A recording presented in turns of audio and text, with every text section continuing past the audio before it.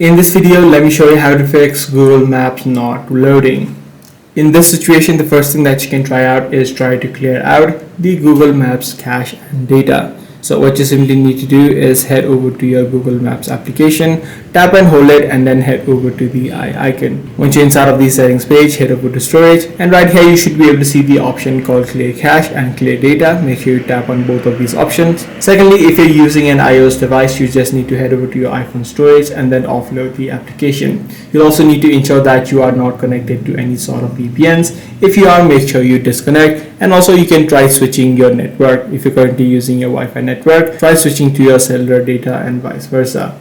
Now, if none of these solutions are working out for you, in this situation, what you can try out is try to look for new updates available. So just head over to the Play Store or the App Store, depending upon your device, search for maps, and if you do see new updates available, make sure you update the application. So that's pretty much all there is to it. If this video was helpful to you in clearing out your issues, be sure to subscribe, and I'm going to see you in the next one.